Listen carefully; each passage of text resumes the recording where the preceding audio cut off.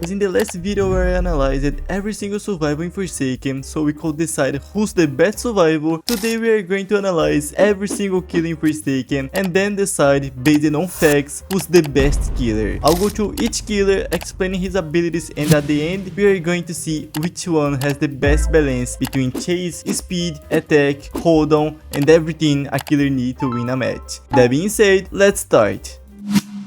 In Forsaken, currently we have a total of 6 killers: Slasher, Cool Kid, John Doe, Noli, 1x4 and Sixer, also aggressive 6. Let's begin our analysis by Slasher. Slasher is mainly a pursuit killer. His kit emphasizes the aggressive chases and a high tempo attack, allowing him to deal heavy damage to multiple targets. Beginning with the slash, he deals the normal 20 damage, inflicts bleeding 1 and can increase its damage by using the enraged mode. And also he can stack the bleeding. For the second skill, Behead, he lunges forward and deals a decent damage, also inflicting helpless 1 for 8 seconds. Sadly, regardless of whether the swing lands, he is inflicted with slowness 1 for 2 seconds. Gashing Wound, his third skill, deals a really high damage, can strike multiple survivors within the hitbox, but suffers from long end lag if the attack fails. And for his last skill, Raging Pace, he enters his enraged state, which increases the damage for every skill he has, also becomes faster,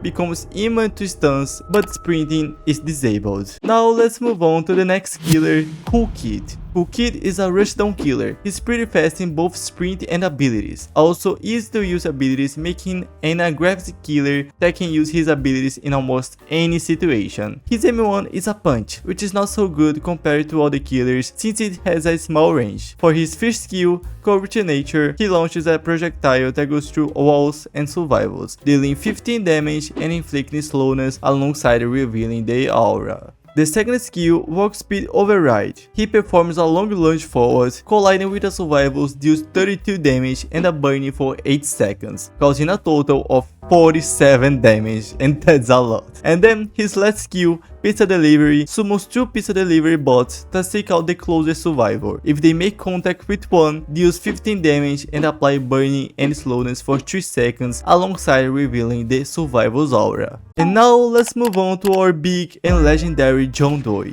We can define John Doe as a sniper killer and one of the most technical killers in the game. This playstyle centers on trapping and cornering survivors. He has 2 important passives. For every step John Doe takes, a trail follows him and closes in as he moves. And the survivor who steps on the trail is inflicted with Corrupted 2 for 3 seconds, taking 7.5 damage, and for another passive, John Doe can only be stunned for 2 seconds if he is stunned using Corrupt Energy or 404 arrow.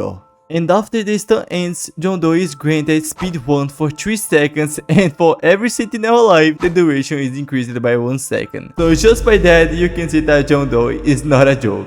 Now let's talk about his abilities. Starting with the slash, he deals 28 damage and has a cut range. Also, he has the most damage per M1 in the game. Corrupt Energy summons 27 spikes that emerge from the ground following his camera. Deals decent damage, John Doe gains speed, survivors who touch are inflicted with Corrupted 2. For his second skill, it's basically a mind bomb, which if interacted with a survivor, deals Corrupted 1 and slowness 2 for 10 seconds. Grants John Doe speed bonus and the aura is revealed to each other. And finally, his last skill, 404 Error. It reveals all living survivors aura for 4 seconds. And also, you have probably get this error on your life sometime. Now moving on to Noli. We can say Noli is an ambush killer and also a very annoying one. Noli has 2 incredible long passives which I will resume for the sake of your time. First, many of Noli's abilities inflict hallucination stacks on survivors, those are really scary. Second, Noli spawns fake generators in any place. Alright, that being said, let's go for his skills. Stab. He deals 25 damage and has a decent range. Void Rush. Just as the name says, he rushes charging survivors, dealing 10 damage and applying hallucinations. By the way, it looks like a woman driving. His second skill, Nova, throws his Void Star on the cursor and pulls any survivor near, also dealing 15 damage. And then his last skill, observant. Noli can teleport to any selected generator and gonna give survivors hallucination depending on their distance. Now let's check 1x4 killer. Even in the wiki, they are already judging him. 1x4 has the lowest base run speed for any killer, making them very reliant on entanglement skill. He is also very predictable during a chase if he's going to use the third ability, which make a slash. But after saying only bad things of him, we also need to mention the good things. Mass Infection is a high damage move that can practically hit anything as long as they are around the same height. During a chase, entanglement hit guarantees at least 1 or 2 slashes or mass infection follow-up. And 1x4 also offers the most comfortable last man standing because of the rejuvenate the rhythm. And also really important to mention, every single hit of any ability deals nerf really annoying and strong to survivors. Now we are close to the final judgment. Let's check our last killer left and also the newest one. Sixer. Sixer has two important skills, Manic Fixation and Bloodhound. Grass gains speed when running towards survivors highlighted, and many of Sixer attacks inflicts hemorrhage, a status effect that prevents full healing and causes survivors to drop blood orbs. Beginning with the first skill, Carving Slash, deals 20 damage, and if you hold your click, it's going to be followed of Eviscerate skill, dealing even more damage. Demonic Pursuit. Sixer can leap and travel charging survivors, or even jump radiant and leaping forward if you aim upwards. Deal high damage depending on how much you charge this skill. Infernal Cry. Sixer lets out a roar, sending a shockwave in the direction you face. The survival hit receives blindness, hemorrhage, and Sixer gains speed and strength. Blood Rush. This skill allows Sixer to highlight all survivors in the map for a certain time. And the last skill, but also the most powerful one, Blood Hunt.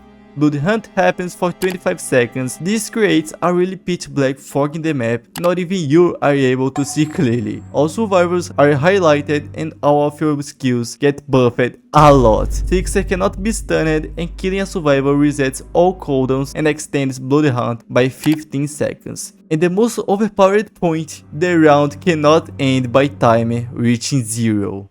This is crazy. And all that being said, we are finally ready to decide who's the best killer in Forsaken. After a long time judging and comparing every killer mentioned here, I came to the conclusion that the most powerful, in other words, the best killer in Forsaken is John Doe. That was really hard to say.